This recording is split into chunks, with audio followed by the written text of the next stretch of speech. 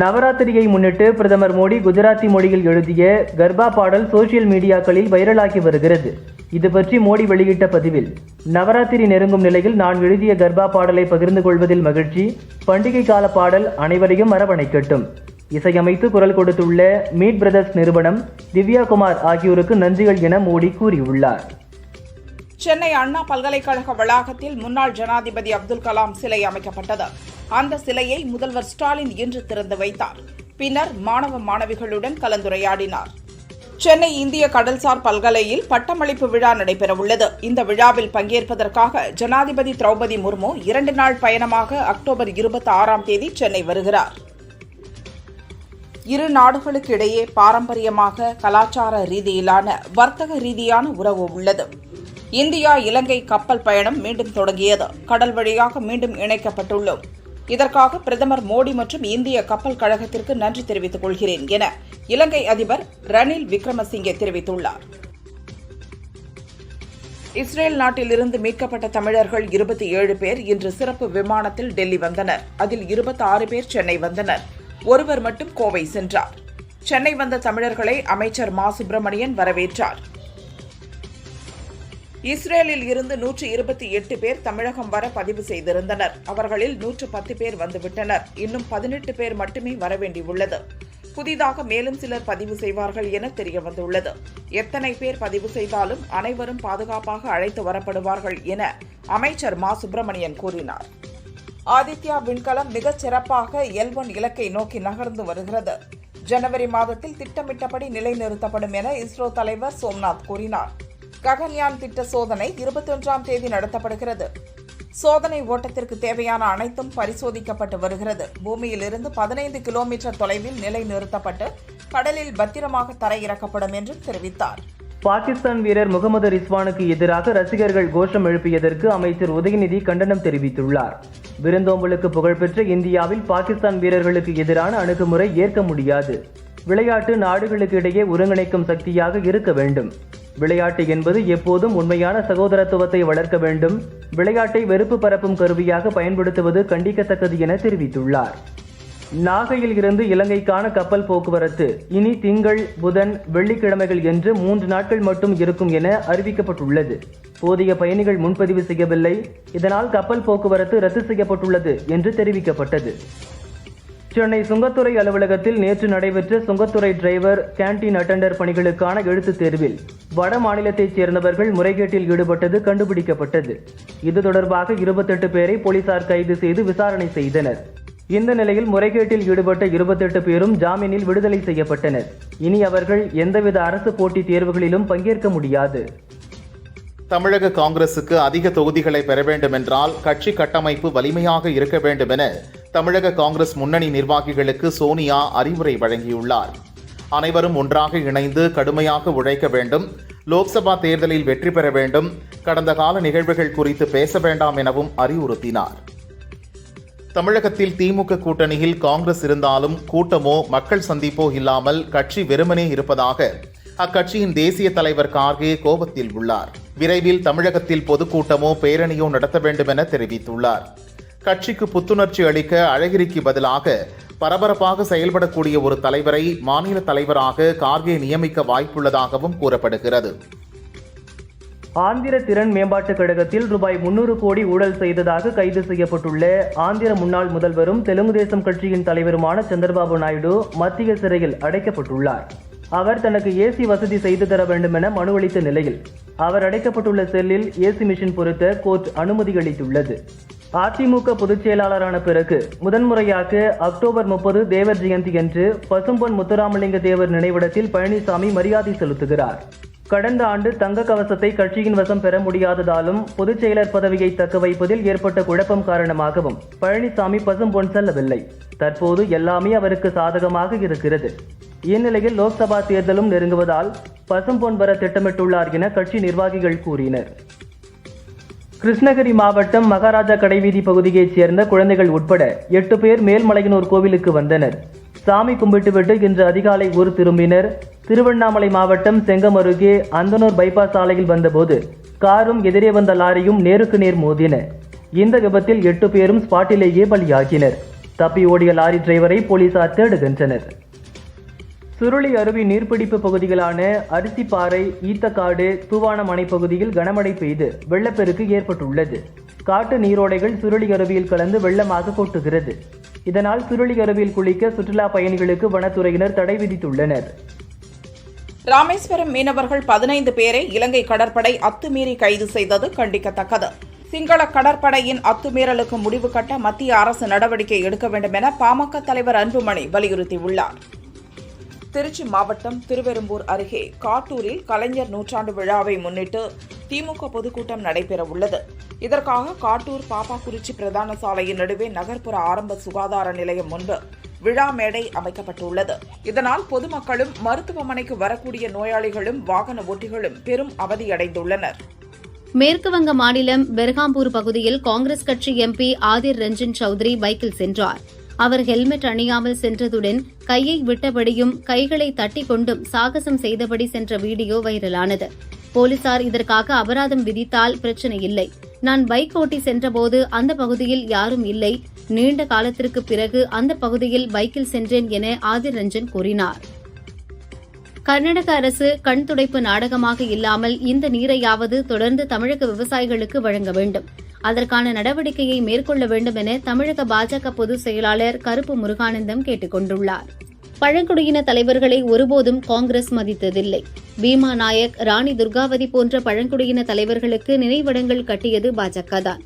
ஒரு குடும்பத்தின் நலனுக்காக மட்டுமே காங்கிரஸ் பாடுபடுகிறது என மத்திய பிரதேச முதல்வர் சிவராஜ் சிங் சௌஹான் தெரிவித்துள்ளார். ராஜஸ்தான் காங்கிரசுக்குள் எந்த சலசலப்பும் இல்லை. மாநிலம் முழுவதும் காங்கிரஸ் அரசுக்கு ஆதரவாக மக்கள் உள்ளனர். செல்லும் இடங்களில் எல்லாம் இதை காண முடிகிறது. மக்கள் எதிர்ப்பு இல்லாத ஒரே அரசு ராஜஸ்தான் காங்கிரஸ் அரசுதான் என ராஜஸ்தான் முதல்வர் அசோக் கெலாட் தெரிவித்துள்ளார். சென்னையில் நடைபெற்ற மகளிர் உரிமை மாநாட்டில் பேசிய சோனியா, பெண்கள் கல்வியில் முன்னேற அடித்தளமிட்டது அண்ணாதுரை மற்றும் கருணாநிதி அரசு என குறிப்பிட்டுள்ளார். அவர்களுக்கு முன்பே காமராஜர் பெண்கள் கல்வி கிடைக்க வேண்டும் என்று பாடுபட்டார். தமிழக மக்களுக்கு எண்ணற்ற நலத்திட்டங்களை கொடுத்த காமராஜர் பெயரை சோனியா மறந்தது துரதிருஷ்டவசமானது என தெலுங்கானா கவர்னர் தமிழிசை கூறியுள்ளார். குலசேகரப்பட்டினத்தில் ராக்கெட் ஏவுதளம் அமைக்கும் பணி நடக்கிறது. நிலம் கையகப்படுத்தும் பணி நிறைவடைந்துள்ளது. சுற்றுச்சுவர் அமைக்கும் பணி நடக்கிறது. அனைத்து பணியும் 2 ஆண்டுகளில் நிறைவடைந்து பயன்பாட்டிற்கு வரும் என இஸ்ரோ தலைவர் சோம்நாத் தெரிவித்துள்ளார். 3 சீனியர் அமைச்சர்கள் உட்பட 15 திமுக அமைச்சர்கள், 31 எம்பிக்கள் அமலாக்கத்துறை வளையத்திற்குள் வந்துள்ளதாக அதிகாரிகள் வட்டாரங்களில் பேசப்படுகிறது. லோக்சபா தேர்தலுக்கு முன் இவர்கள் தொடர்புடைய இடங்களில் அமலாக்கத்துறை அதிரடி ரெய்டு நடத்த தயாராகி வருவதாகவும் கூறப்படுகிறது. மகளிர் உரிமை தொகையை அனைத்து குடும்ப தலைவியருக்கும் வழங்க வலியுறுத்தி பாரதிய ஜனதா சார்பில் பல்வேறு ஆர்ப்பாட்டங்கள் திட்டமிடப்பட்டுள்ளன. மக்கள் வேண்டுகோளுக்கு இணங்க விழுப்புரம் பெருங்கோட்டத்திற்கு உட்பட்ட மாவட்டங்களில் 18ஆம் தேதி முதல் ஒவ்வொரு ஊரிலும் கண்டன ஆர்ப்பாட்டங்கள் நடத்தப்படும் என பாரதிய ஜனதா மாநில தலைவர் அண்ணாமலை கூறியுள்ளார். மத்திய அரசு பணிகளுக்காக நடத்தப்படும் தேர்வுகளில் தமிழக இளைஞர்கள், இளம்பெண்கள் அதிக அளவில் வெற்றி பெற வேண்டும். கல்வி, வேலைவாய்ப்பு அனைவரையும் சென்றடைய வேண்டும் என அமைச்சர் உதயநிதி தெரிவித்தார். குடிமைப் பணிகளில் தேர்ச்சி பெற்றவர்களில் தமிழகத்தை சேர்ந்தவர்கள் 10% இருந்தனர். தற்போது 5%த்திற்கும் கீழே குறைந்துள்ளது. இந்நிலை தொடர்ந்தால் மத்திய அரசிலும் மாநிலத்திலும் உயர் பதவிகளில் தமிழர் இல்லாத நிலை வந்துவிடும் எனவும் கூறினார். தமிழகம் முழுவதும் உள்ள 511 இ-சேவை மையங்களில் சர்வர் கோளாறு காரணமாக மின் கட்டணம் செலுத்துவது, உள்ளாட்சி மற்றும் குடிநீர் வரி செலுத்த மக்கள் நீண்ட வரிசையில் காத்திருக்கும் சூழல் நிலவுகிறது. எனவே சர்வர் கட்டமைப்பை மேம்படுத்தி அனைத்து துறைகளின் ஆன்லைன் பணிகளையும் இ-சேவை மையங்களில் இணைக்க நடவடிக்கை எடுக்க வேண்டும் என கோரிக்கை எழுந்துள்ளது. சென்னை விருகம்பாக்கத்தில் நடந்த அன்பழகன் நூற்றாண்டு விழாவில் பெண் போலீசிடம் பாலியல் அத்துமீறிய திமுக பிரமுகர்கள் பிரவீன் மற்றும் ஏகாம்பரம் ஆகியோர் சிறையில் அடைக்கப்பட்ட நிலையில் ஜாமீனில் வெளிவந்துள்ளனர். இந்நிலையில் கடந்த 12ஆம் தேதி பாதிக்கப்பட்ட பெண் போலீஸ் விருகம்பாக்கம் ஸ்டேஷனில் பணியில் இருந்தபோது ஸ்டேஷன் உள்ளே வந்த திமுகவினர் சிலர் வழக்கை வாபஸ் பெற கோரி மிரட்டியுள்ளனர். திருவாரூர் மாவட்டம் நன்னிலம் அருகே உள்ள வாஞ்சியம் மங்களாம்பிகை சமேத வாஞ்சிநாதர் திருக்கோயிலுக்கு சொந்தமான 1,70,00,000 மதிப்புள்ள சொத்துக்களை அதிகாரிகள் மீட்டுள்ளனர். கோவிலுக்கு சொந்தமான 16 ஏக்கர் 82 சென்ட் நிலங்கள் 14 நபர்களால் ஆக்கிரமிப்பு செய்யப்பட்டிருந்தது. திருப்பதி அடுத்த திருச்சானூர் முல்லப்புடி கிராமத்தில் உள்ள ஒரு வீட்டில் அமாவாசை மற்றும் சூரிய கிரகணத்தை ஒட்டி நேற்று நள்ளிரவில் வெளியூர்களில் இருந்து ஆட்களை வரவழைத்து கோழி பலியிட்டு வழிபாடு செய்துள்ளனர். அக்கம்பக்கத்தினர் அளித்த தகவலை அடுத்து திருச்சானூர் போலீசார் சம்பவ இடத்திற்கு சென்று பூஜை மேற்கொண்டவர்களையும் வீட்டு உரிமையாளரை பிடித்து விசாரணை மேற்கொண்டு வருகின்றனர். சென்னை மாங்காடு காமாட்சியம்மன் கோயிலில் ஆண்டுதோறும் நவராத்திரி விழா கொண்டாடப்படுவது வழக்கம். அதன்படி நவராத்திரி விழாவின் தொடக்க நாளான இன்று கோயில் வளாகத்தில் பிரம்மாண்டமான கொலு வைக்கப்பட்டது. காமாட்சியம்மன் சிவலிங்க பூஜை அலங்காரம் செய்யப்பட்டு பக்தர்களுக்கு காட்சியளித்தார். இதில் ஏராளமான பொதுமக்கள் கலந்து கொண்டு சாமி தரிசனம் செய்தனர். தென்கிழக்கு அரபிக்கடல் மற்றும் அதனை ஒட்டிய லட்சத்தீவு பகுதியில் வருகிற 17ஆம் தேதி குறைந்த காற்றழுத்த தாழ்வு பகுதி உருவாக உள்ளது என்று இந்திய வானிலை ஆய்வு மையம் அறிவித்துள்ளது. இந்த காற்றழுத்த தாழ்வு பகுதியானது வரும் 19ஆம் தேதி வலுப்பெற்று மேற்கு வடமேற்கு திசையில் நகரக்கூடும். இதன் காரணமாக தமிழகம் உட்பட இந்தியாவின் கடலோர பகுதிகளில் கனமழை பெய்ய வாய்ப்பிருப்பதாக கூறப்படுகிறது. ஆபரேஷன் அஜய் திட்டத்தின் கீழ் 274 இந்தியர்கள் அடங்கிய 4வது விமானம் இஸ்ரேலில் இருந்து டெல்லி விமான நிலையத்திற்கு இன்று வந்தடைந்தது. தாயகம் திரும்பியவர்களை மத்திய அமைச்சர் வி.கே. சிங் வரவேற்றார். ராஜஸ்தான், மிசோரம், சத்தீஸ்கர், மத்திய பிரதேசம், தெலங்கானா ஆகிய 5 மாநில சட்டப்பேரவை தேர்தல்கள் அடுத்த மாதம் நடைபெறவுள்ள நிலையில் முதல்கட்ட வேட்பாளர் பட்டியலை காங்கிரஸ் வெளியிட்டுள்ளது. மத்திய பிரதேசத்தில் போட்டியிடும் 144 வேட்பாளர்கள், தெலங்கானாவில் 55 பேர், சத்தீஸ்கரில் 30 பேர் கொண்ட வேட்பாளர் பட்டியல் வெளியாகியுள்ளது. திருவொற்றியூரில் வடிவுடை மாணிக்கம் சங்கநாத அறக்கட்டளை சார்பில் தியாகராஜ சுவாமி உடனுரை வடிவுடையம்மன் கோவிலில் திருக்குடை வழங்கும் வைபவம் நடைபெற்றது. இந்த நிகழ்ச்சியில் கைலாய வாத்தியம் மற்றும் சங்கநாதம் முழங்க 4 மாட வீதி உலா சென்று திருவொற்றியூரில் வீற்றிருக்கும் வடிவுடையம்மனுக்கு திருக்குடையை சமர்ப்பித்தனர். சென்னை கொளத்தூர் GKM காலனியில் உள்ள நவராத்திரி கோவிலில் லட்சுமி, சரஸ்வதி, சக்தி உள்ளிட்ட 3 சுவாமிகளின் சிலைகள் வைக்கப்பட்டு பொதுமக்கள் வழிபாடு நடத்தி வருகின்றனர். இங்கு நவராத்திரியை முன்னிட்டு 4000த்திற்கும் மேற்பட்ட கொலு பொம்மைகள் வைக்கப்பட்டுள்ளன. முன்னோர்கள் விளையாடிய விளையாட்டு உபகரணங்கள், அறிவியல் சார்ந்த கண்டுபிடிப்புகள் கொலு கண்காட்சியில் இடம்பெற்றுள்ளன.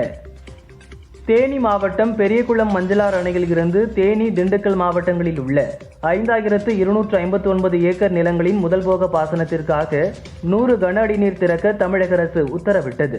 தேனி கலெக்டர் சஜீவனா மஞ்சளார் அணையில் இருந்து பாசனத்திற்காக பூக்களை தூவி நீரை திறந்து வைத்தார். ராமேஸ்வரம் பேக்கரும்பில் முன்னாள் குடியரசுத் தலைவர் அப்துல் கலாமின் பிறந்த நாளை முன்னிட்டு கலெக்டர் விஷ்ணுச்சந்திரன் தலைமையில் மாரத்தான் போட்டிகள் நடைபெற்றன. போட்டியை இஸ்ரோ தலைவர் சோம்நாத் கொடியசைத்து தொடங்கி வைத்தார். உள்ளாட்சி அமைப்பு பிரதிநிதிகள், ஏராளமான இளைஞர்கள் கலந்து கொண்டனர். கன்னியாகுமரி மாவட்டத்தில் விடிய விடிய கனமழை பெய்தது. மாவட்டத்தில் அதிகபட்சமாக மாம்பழத்தாறு பகுதியில் 167 மில்லிமீட்டர் மழை பதிவானது. குமரி ஆறுகளில் பெருக்கெடுத்து ஓடும் வெள்ளத்தால் திற்பரப்பு அருவியில் ஆர்ப்பரித்து நீர் கொட்டுகிறது. நீர் அருவியின் கீழ்ப்பகுதியில் உள்ள கல் மண்டபத்தை மூழ்கடித்து செல்கிறது. திண்டுக்கல் அருகே நல்லாம்பட்டியில் முனியப்பன் கோவில் திருவிழாவை முன்னிட்டு மீன்பிடி திருவிழா நடந்தது. 1000த்திற்கும் மேற்பட்ட பொதுமக்கள் கலந்து கொண்டு 1/2 கிலோ முதல் 15 கிலோ வரை பல்வேறு வகையான மீன்களை பிடித்து சென்றனர். தேனி மாவட்டம் மேற்கு தொடர்ச்சி மலை, குரங்கணி வனப்பகுதிகளில் கனமழை பெய்தது. இதனால் கொட்டக்குடி ஆற்றில் நீர்வரத்து அதிகரித்து நீண்ட நாட்களுக்கு பிறகு பிள்ளையார் அணைக்கட்டு தடுப்பணை நீர்வீழ்ச்சியில் நீர் ஆர்ப்பரித்து கொட்டியது. புதுச்சேரி லாஸ்பேட்டையில் அப்துல் கலாம் பிறந்தநாள் விழா கொண்டாடப்பட்டது. கலாம் சிலைக்கு முதல்வர் ரங்கசாமி மாலை அணிவித்து மரியாதை செலுத்தினார். அவரிடம் அமைச்சர் சந்திர பிரியங்கா ராஜினாமா குறித்து செய்தியாளர்கள் கேள்வி எழுப்பினர். எந்த பதிலும் சொல்லாமல் பேட்டி தர மறுத்து ரங்கசாமி கிளம்பினார்.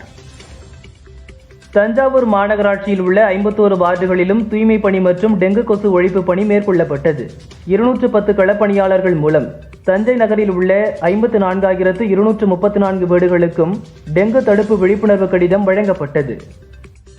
நன்னிலம் மதுவனேஸ்வரர் கோவிலில் பக்தர்கள் சாமி கும்பிட்டுக் கொண்டிருந்தனர். திடீரென 6 அடி நீள பாம்பு கோவிலுக்குள் புகுந்தது. பக்தர்கள் பீதி அடைந்தனர். தீயணைப்பு வீரர்கள் பாம்பை பத்திரமாக மீட்டு காட்டில் விட்டனர். ராணிப்பேட்டை மாவட்டம் வாலாஜா அரசு ஆண்கள் மேல்நிலைப் பள்ளியில் அப்துல் கலாம் பிறந்த நாளை ஒட்டி கனவு மாரத்தான் என்ற பெயரில் விழிப்புணர்வு மாரத்தான் நடந்தது. 6 வயது முதல் 70 வயது வரையிலான 1000த்திற்கும் அதிகமானோர் பங்கேற்றனர். வெற்றி பெற்றவர்களுக்கு பரிசுகள் வழங்கப்பட்டன. சிறுவர் சிறுமியர் கலை நிகழ்ச்சியும் நடந்தது. ராணிப்பேட்டை மாவட்டம் கரியாக்குடல் கிராமத்தில் சரவேஸ்வரர் பீடம் உள்ளது. இங்கு மகா நிகம்பலா ஹோமம் விமர்சையாக நடந்தது. யாக குண்டத்தில் மிளகாய்களை போட்டு பக்தர்கள் நேர்த்திக்கடன் செலுத்தினர். ராணிப்பேட்டை மாவட்டம் கலவை அருகே உள்ள இருங்கூர் ஆற்று பகுதியில் தாசில்தார் இந்துமதி தலைமையில் வருவாய்த்துறையினர் சோதனை செய்தனர். ஆற்றில் குவித்து வைத்திருந்த திருட்டு மணலை பறிமுதல் செய்தனர். மணல் திருட்டில் ஈடுபட்ட கோவிந்தன், லோகநாதன் ஆகியோர் கைது செய்யப்பட்டனர். நடிகர் விஜயன் லியோ திரைப்பட ஆடியோ ரிலீஸுக்கு அரசு பல்வேறு முட்டுக்கட்டைகள் போட்டதால் ஆடியோ வெளியீட்டு விழா நிறுத்தப்பட்டதாக கூறப்படுகிறது. இதனை கண்டித்து திருச்சியில் விஜய் ரசிகர்களால் போஸ்டர்கள் ஒட்டப்பட்டுள்ளன. அதில் எங்கள் தளபதியின் உச்சம், உனக்கு ஏன் அச்சம் என்ற வாசகத்துடன் திமுகவை மறைமுகமாக சாடும் வகையில் வாசகங்கள் இருந்தன. தஞ்சாவூரில் 2வது முறையாக ஹாப்பி சண்டே ஸ்ட்ரீட் நிகழ்ச்சி நடைபெற்றது. மேயர் ராமநாதன் துவக்கி வைத்தார். 500க்கும் மேற்பட்டோர் கலந்து கொண்டு அப்துல் கலாம் பிறந்த நாளை கேக் வெட்டி கொண்டாடினர். பின்னர் ஆடிப்பாடி மகிழ்ந்தனர். போதிய இடவசதி இல்லாததால் பலர் அடுத்தடுத்து மயக்கம் போட்டு விழுந்தனர். சிலர் படுகாயமடைந்தனர். பொள்ளாச்சி கருப்பம்பாளையம் ஈபி கார்டனைச் சேர்ந்தவர் மணிகண்டன், வயது 33, கட்டிட தொழிலாளி. இவரை திமுக ஊராட்சி தலைவர் கன்னிமுத்து கை கால்களை கட்டி கட்டையால் சரமாரியாக தாக்கியுள்ளார். இதில் பலத்த காயமடைந்த அவர் ஹாஸ்பிட்டலில் அட்மிட் ஆனார். கன்னிமுத்து மீது நடவடிக்கை எடுக்குமாறு கண்ணீர் மல்க போலீசில் புகார் அளித்தார். ஈரோடு ரங்கம்பாளையம் தனியார் கல்லூரியில் போதைப்பொருள் விழிப்புணர்வு மாரத்தான் போட்டி இன்று நடந்தது. 3 பிரிவுகளில் நடந்த போட்டியில் 8 முதல் 50 வயது வரையிலான 1000க்கும் மேற்பட்டோர் பங்கேற்றனர். போதைப் பொருட்களால் ஏற்படும் பாதிப்புகள் குறித்து பொதுமக்களிடம் விழிப்புணர்வு ஏற்படுத்தினர். திருச்சி பொன்மலைப்பட்டியில் சமூக நலத்துறையின் ஒருங்கிணைந்த குழந்தைகள் வளர்ச்சி பணிகள் திட்டத்தின் கீழ் 100 கர்ப்பிணி பெண்களுக்கு சமுதாய வளைகாப்பு விழா நடந்தது. பள்ளி கல்வி அமைச்சர் மகேஷ் மற்றும் அவரது மனைவி ஜனனி ஆகியோர் கலந்து கொண்டு கர்ப்பிணிகளுக்கு சீர்வரிசை வழங்கினர். சமுதாய வளைகாப்பு திமுக முன்னாள் தலைவர் கருணாநிதி கொண்டு வந்தது. ஏழை எளிய கர்ப்பிணி பெண்களுக்கு வளைகாப்பு நடத்த முடியவில்லை என்ற ஏக்கத்தை போக்குவதற்காக இந்த திட்டம் கொண்டுவரப்பட்டது என பள்ளி கல்வி அமைச்சர் மகேஷ் தெரிவித்துள்ளார். நீலகிரி மாவட்டம் குன்னூர் அருகே எடப்பள்ளியில் சித்தகிரி சாய்பாபா கோயில் உள்ளது. இங்கு நடந்த நவராத்திரி விழாவை ஸ்ரீ ஸ்ரீ ரவிசங்கர் துவக்கி வைத்தார். அவருக்கு தினமலர் தாமரை பிரதர்ஸ் மீடியா லிமிடெட் சார்பில் வெளியிடப்பட்ட பிரதீபன் எழுதிய ஊட்டி சுற்றுலா உலகின் சுவாசம் என்ற புத்தகத்தை கோயில் நிர்வாகி சக்திமாயி வழங்கினார். இதனை பக்தர்களுக்கு காண்பித்த ஸ்ரீ ஸ்ரீ ரவிசங்கர் நீலகிரி குறித்த அரிய தகவல்களை அவரிடம் கேட்டறிந்தார். திருச்சி திருவெரும்பூர் அருகே போதை மாத்திரை வைத்திருந்த ஏரோநாட்டிக்கல் என்ஜினியரிங் பட்டதாரி ஆசிக் உட்பட 2 பேரை திருச்சி எஸ்பி தனிப்படை பிரிவு போலீசார் கைது செய்து திருவெரும்பூர் போலீசாரிடம் ஒப்படைத்தனர். செங்கல்பட்டு மாவட்டம் உத்தண்டி அருகே HCL நிறுவனம், தமிழ்நாடு விளையாட்டு மேம்பாட்டு ஆணையம் மற்றும் இந்திய சைக்கிள் ஓட்டுதல் சம்மேளனம் இணைந்து நடத்திய சைக்ளோதான் போட்டியை அமைச்சர் உதயநிதி தொடங்கி வைத்தார்.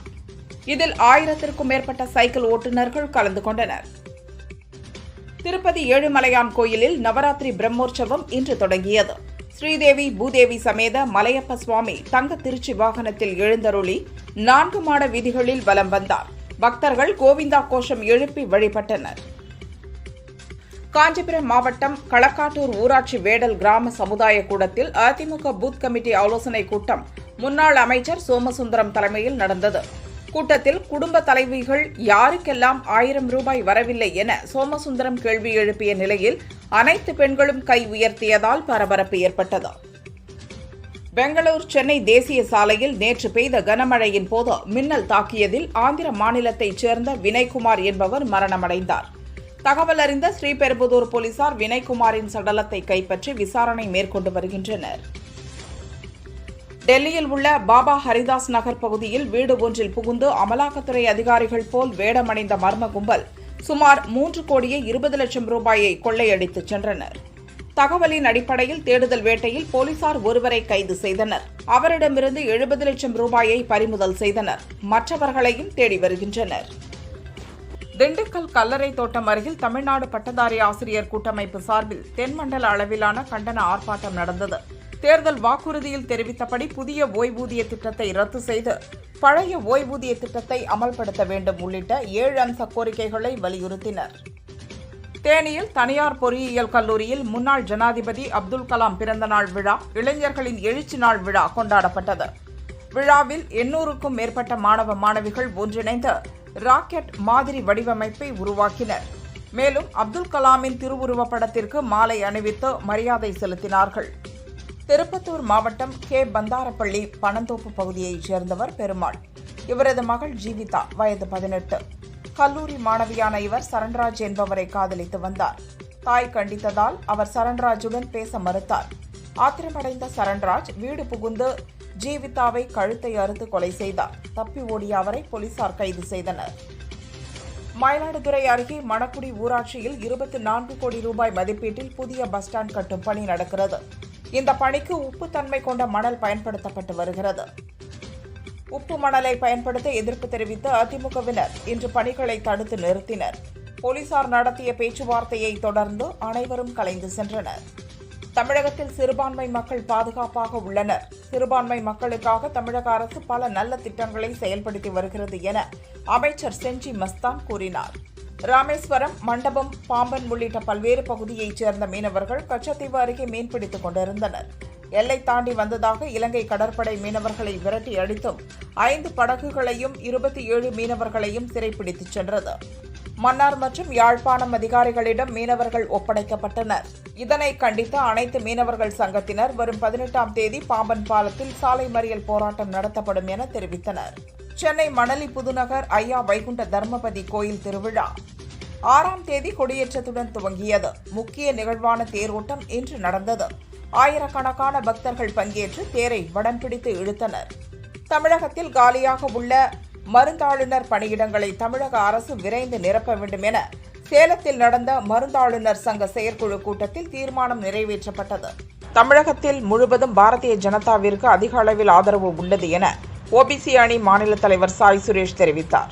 முதல்வர் நினைத்தால் அனைத்து கூட்டணி கட்சிகளை அழைத்து கர்நாடக அரசிடம் பேச்சுவார்த்தை நடத்தலாம். கர்நாடக அரசை போன்று காவேரி பிரச்சினைக்கு தீர்வு காணும் விதத்தில் போராட்டங்கள் அறிவிக்கலாம் என முன்னாள் மத்திய அமைச்சர் பாமக மூர்த்தி தெரிவித்தார். தூத்துக்குடி மாவட்டம் குலசேகரப்பட்டினம் முத்தாரம்மன் கோயில் தசரா திருவிழா கொடியேற்றத்துடன் தொடங்கியது. 10 தினங்கள் வெகு விமரிசையாக நடைபெறும் விழாவில் சிகர நாளான வரும் 24ஆம் தேதி நள்ளிரவு மகிஷாசூர சம்ஹாரம் நடக்கிறது. லோகேஷ் கனகராஜ் இயக்கத்தில் நடிகர் விஜய் நடித்துள்ள லியோ படம் வருகிற 19ஆம் தேதி வெளியாக உள்ளது. இந்த திரைப்படம் வெற்றி பெற வேண்டி நாகையில் விஜய் மக்கள் இயக்கம் சார்பில் 500 பெண்களுக்கு குடங்கள் மற்றும் மாணவ மாணவிகளுக்கு கல்வி உபகரணங்கள் வழங்கப்பட்டன. திண்டுக்கல் மாவட்டம் வத்தலகுண்டில் மதுபானம் வாங்கிக் கொடுக்க மறுத்ததால் பில்டிங் கான்ட்ராக்டர் பாண்டியராஜன் கத்தியால் குத்தி கொலை செய்யப்பட்டார். கொலை செய்த ஆட்டோ டிரைவர் பாலமுருகன் சரணடைந்த நிலையில் அவனது நண்பருக்கு வத்தலகுண்டு போலீசார் வலை விரித்துள்ளனர். தேனி மாவட்டம் கம்பம் அருகே சுருளிப்பட்டியில் கோட்டை கருப்பசாமி கோயில் உற்சவ திருவிழாவினை முன்னிட்டு இரட்டை மாட்டு வண்டி போட்டி நடந்தது. தேன்சிட்டு, பூஞ்சிட்டு, கரிச்சான் மாடு, தட்டான் சிட்டு என 4 பிரிவுகளாக போட்டி நடந்தது. மதுரை, திண்டுக்கல், சிவகங்கை, விருதுநகர் உட்பட தமிழகத்தின் பல்வேறு பகுதியிலிருந்து 100க்கும் மேற்பட்ட ஜோடி மாட்டு வண்டிகளும் சாரதிகளும் ஆர்வத்துடன் கலந்து கொண்டனர். அருண் மாதேஸ்வரன் இயக்கத்தில் நடிகர் தனுஷ் நடிப்பில் உருவாகி வரும் படம் கேப்டன் மில்லர் டிசம்பர் 15 ரிலீஸ் ஆகிறது. இதில் சிவராஜ்குமார், பிரியங்கா மோகன், சந்தீப் கிஷன், ஜான் கொக்கைன் உள்ளிட்ட பலர் நடித்துள்ளனர். இதில் அருவி படத்தில் நடித்த அதித்தி பாலன் முக்கிய வேடத்தில் நடித்திருப்பதாக கூறப்படுகிறது. படக்குழு இதனை ரகசியமாக வைத்துள்ளார்களாம். மலையாள நடிகர் டொவினோ தாமஸ் தற்போது அதிருஷ்ய ஜலங்கள் என்ற படத்தில் நடித்து வருகிறார். இப்படத்தை விருது படங்களை இயக்குவதில் பெயர் பெற்ற டாக்டர் பைஜு இயக்கி வருகிறார். படத்திற்காக எளிதில் கண்டுபிடிக்க முடியாத வகையில் வித்தியாசமான தோற்றத்தில் டொவினோ தாமஸ் நடித்துள்ளார். இதன் புகைப்படம் வைரலாகியுள்ளது. டிடி ரிட்டர்ன்ஸ், கிக் படங்களை தொடர்ந்து நடிகர் சந்தானம் புதிய படத்தில் கமிட் ஆகியுள்ளார். நகைச்சுவை கலந்த கமர்ஷியல் படமாக உருவாகும் இப்படத்தை ஆனந்த் நாராயண் இயக்குகிறார். எழுச்சூர் அரவிந்தன் கதை, திரைக்கதை, வசனம் எழுதியுள்ளார். நாயகியாக பிரியாலயா என்பவர் அறிமுகமாகிறார். விரைவில் ஃபர்ஸ்ட் லுக் ரிலீஸ் தேதி குறித்த அறிவிப்பு வெளியாகிறது. நடிகர் நானி தற்போது புதுமுக இயக்குநர் சௌரியா இயக்கத்தில் ஹாய் நானா எனும் படத்தில் நடித்து வருகிறார். இதில் மிருனால் தாக்கூர், ஜெயராம் உள்ளிட்டோர் நடித்துள்ளனர். தெலுங்கு, தமிழ், மலையாளம், கன்னடம் ஆகிய மொழிகளில் டிசம்பர் 21 படம் ரிலீஸ் ஆகும் என ஏற்கனவே அறிவிக்கப்பட்ட நிலையில் அதனை மாற்றி சற்று முன்பாக டிசம்பர் 7 வெளியாகும் என படக்குழு அறிவித்துள்ளது. அஜித் நடிப்பில் மகிழ் திருமேனி இயக்கி வரும் படம் விடாமுயற்சி. இதன் படப்பிடிப்பு அஜர்பைஜானில் துவங்கி விறுவிறுப்பாக நடைபெற்று வருகிறது. நேற்று காலை முதல் படப்பிடிப்பு நடைபெற்று வந்த நிலையில் கலை இயக்குநர் மிலன் திடீரென மாரடைப்பால் இறந்தார். இதனால் படக்குழு சோகத்தில் ஆழ்ந்துள்ளது. சினிமாவில் அறிமுகமாகி 40 ஆண்டுகளை கடந்தார் நடிகர் ரகுமான். அவர் அளித்த பேட்டியில், நான் சினிமாவுக்கு வருவதற்கு முன் ஹாலிவுட் படத்தில் நடிப்பது போலவும் நடிகைக்கு முத்தம் கொடுப்பது போலவும் கனவு கண்டேன். அடுத்த கொஞ்ச நாளில் நடிக்க வந்தாலும் இதுவரை யாருக்கும் முத்தம் கொடுத்ததில்லை. சினிமா இப்போது நிறைய மாறியிருக்கு, எல்லோரும் வேகமாக இருக்கிறார்கள் என்றார். நடிகை அம்பிகா நடிகர் அஜித்துடன் உயிரோடு உயிராக அமர்க்களம் போன்ற படங்களில் நடித்துள்ளார். அவர் அளித்த பேட்டியில், அமர்க்களம் படப்பிடிப்பின் போது ஒரு குழந்தைக்கு அறுவை சிகிச்சைக்கு பணம் தேவைப்படும் தகவலை செய்தித்தாளில் அஜித் பார்த்தார். உடனடியாக தனது அலுவலகத்திற்கு போன் செய்து பண உதவி செய்ய உத்தரவிட்டார். இதுபோன்ற நல்ல உள்ளம் கொண்ட மனிதர்களை பார்ப்பது மிகவும் அரிது என்றார். லியோ படத்தை தொடர்ந்து ரஜினியின் 171வது படத்தை இயக்க உள்ளார் லோகேஷ் கனகராஜ். படம் பற்றி அவர் கூறுகையில், கதையை கேட்ட மறு நிமிடமே உடனே இந்த கதையை பண்ணலாம் என்று சொன்னார் ரஜினி. அவர் அதிக ஆர்வம் காட்டியதால் உடனே எடுக்க திட்டமிட்டேன். இது கண்டிப்பாக ரஜினியின் கடைசி படம் அல்ல. அவருடைய லைன் அப் என்னவென்று எனக்கு தெரியும், ஆனால் அதை நான் சொல்ல மாட்டேன் என்றார். லோக்சபா தேர்தலில் யாருடன் கூட்டணி என நாங்கள் யோசிக்கவில்லை. 40 தொகுதிகளிலும் போட்டியிட தயாராக உள்ளோம் என தேமுதிக பொருளாளர் பிரேமலதா தெரிவித்துள்ளார். கிருஷ்ணகிரி மாவட்டம் தீர்த்தகிரி வலசை பெரிய ஏரி அருகே புதிதாக அமைக்கப்பட்ட புறவழி சாலையில் 2 கண்டெய்னர் லாரிகள் நேருக்கு நேர் மோதிக்கொண்டன. படுகாயமடைந்த 2 லாரியின் டிரைவர்களும் ஹாஸ்பிட்டலில் அட்மிட் செய்யப்பட்டனர். அதன் அருகே ஆயில் கண்டெய்னர் ஒன்று நிலை தடுமாறி கவிழ்ந்து விபத்துக்குள்ளானது. இந்த விபத்துகளால் 3 மணி நேரம் போக்குவரத்து பாதிக்கப்பட்டது.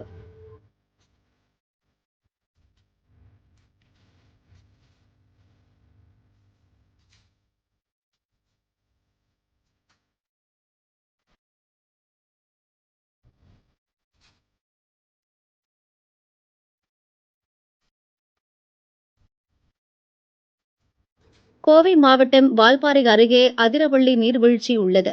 கனமழையால் அதிரப்பள்ளி செல்லும் சாலையில் அம்பலப்பாறை என்ற இடத்தில் சாலை சேதமடைந்தது.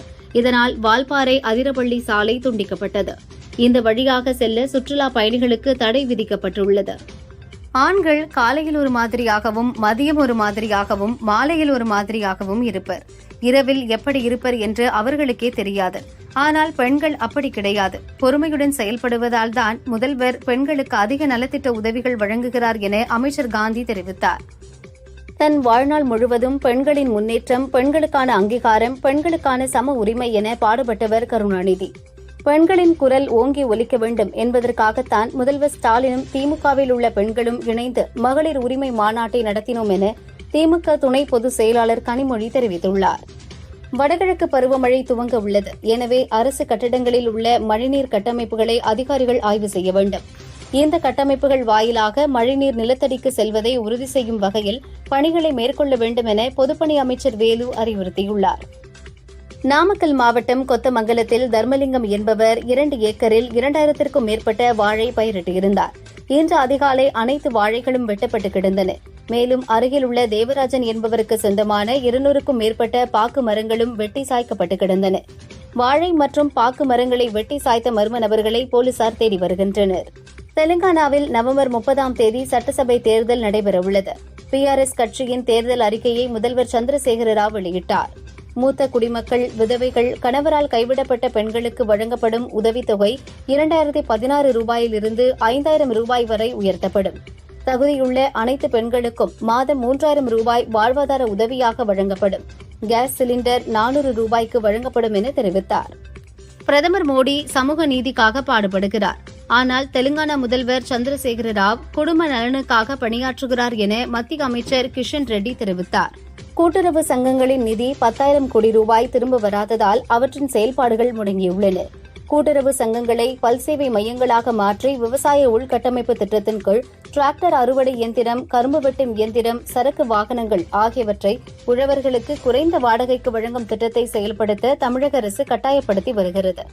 இதனால் சில ஆண்டுகளில் கூட்டுறவு சங்கங்கள் கடனில் மூழ்கி மூடப்படும் நிலை உருவாகும் என பாமக நிறுவனர் ராமதாஸ் தெரிவித்துள்ளார். அகில இந்திய ஒதுக்கீட்டிற்கான 4 கட்ட கலந்தாய்வுகள் நிறைவடைந்த பிறகும் 83 மருத்துவ இடங்கள் நிரப்பப்படாமல் உள்ளன. இது தமிழகத்தைச் சேர்ந்த 83 மாணவர்களின் மருத்துவ கனவை சிதைக்கும் அபாயத்தை உருவாக்கியுள்ளது. இந்த இடங்களை திரும்பப் பெறுவதற்கான முயற்சிகளை தமிழக அரசு மேற்கொள்ள வேண்டும் என அமமுக பொதுச் செயலாளர் தினகரன் கேட்டுக் கொண்டுள்ளார். கர்நாடக மாநிலம் பெங்களூரில் உள்ள ஒப்பந்ததாரர் அம்பிகாபதி வீட்டில் வருமான வரி அதிகாரிகள் 3 நாட்கள் சோதனை நடத்தினர். சோதனையில் பெட்டிகளில் பதுக்கி வைக்கப்பட்டிருந்த 42 கோடி ரூபாய், 2 சூட்கேஸ்களில் வைக்கப்பட்டிருந்த தங்க நகைகள் பறிமுதல் செய்யப்பட்டன. விசாரணைக்கு ஆஜராகும்படி அம்பிகாபதியின் மகன்களான பிரதீப், பிரமோத் ஆகியோருக்கு வருமான வரித்துறை அதிகாரிகள் சம்மன் அளித்துள்ளனர். எந்த ஒரு பிரச்சனையாக இருந்தாலும் அது ஒரு குறிப்பிட்ட நாட்டுக்கானது அல்ல. தற்பொழுது ஒருவரை ஒருவர் சார்ந்துள்ள, ஒருவருடன் ஒருவர் இணைந்துள்ள சூழ்நிலையில் எந்த ஒரு பிரச்சனையும் அனைவருக்குமானது என பார்லிமெண்ட் சபாநாயகர் ஓம் பிர்லா தெரிவித்துள்ளார். மகளிர் இடஒதுக்கீடு குறித்து பேச திமுகவுக்கு எந்தவித தகுதியும் இல்லை. காங்கிரஸ் தங்களது கட்சியை வளர்ப்பதை விட திமுகவை வளர்ப்பதில் குறியாக உள்ளது என தமிழக பாஜக தலைவர் அண்ணாமலை கூறினார். விளையாட்டை விளையாட்டாக பார்க்க வேண்டும் என அமைச்சர் உதயநிதி கூறுகிறார். அதேபோல் அவரும் தர்மத்தை தர்மமாக பார்க்க வேண்டும், சனாதனத்தை ஒழிக்க வேண்டும் என்று ஏன் கூறினார் என்றும் தெரிவித்தார். தமிழகத்தில் சட்டம் ஒழுங்கு பிரச்சினை அதிகரித்துள்ளது. போலீசாரும் உடனடி நடவடிக்கை எடுக்க முடியாமல் உள்ளனர். குற்ற சம்பவங்கள் அதிகரிப்பதை பார்த்து ஆளும் கட்சியே திணறி வருகிறது என அதிமுக முன்னாள் அமைச்சர் ஜெயக்குமார் கூறினார். தமிழக அரசு வரி வருவாயில் ₹1 கொடுத்தால் மத்திய அரசு 29 பைசா திருப்பிக் கொடுக்கிறது. பாஜக ஆளும் உத்தரப்பிரதேசத்தில் ₹1 கொடுத்தால் ₹2.73 வழங்குகிறது. இது மாற்றாந்தாய் மனப்பான்மை என நிதியமைச்சர் தங்கம் தென்னரசு கூறியுள்ளார். மத்திய அரசுக்கும் நிதி பகிர்வுக்கும் எந்த சம்பந்தமும் கிடையாது. நிதிக்குழுதான் முடிவு செய்கிறது. மக்கள் தொகை, வன பாதுகாப்பு, தனிநபர் வருமானம் என பல்வேறு காரணிகளை வைத்து நிதி பகிர்வு நிர்ணயம் செய்யப்படுகிறது. இது தெரிந்தும் அரசியல் காழ்ப்புணர்ச்சி காரணமாக உள்நோக்கத்தோடு கூறுகிறார் என பாஜக மாநில துணைத் தலைவர் நாராயண் திருப்பதி தெரிவித்துள்ளார்.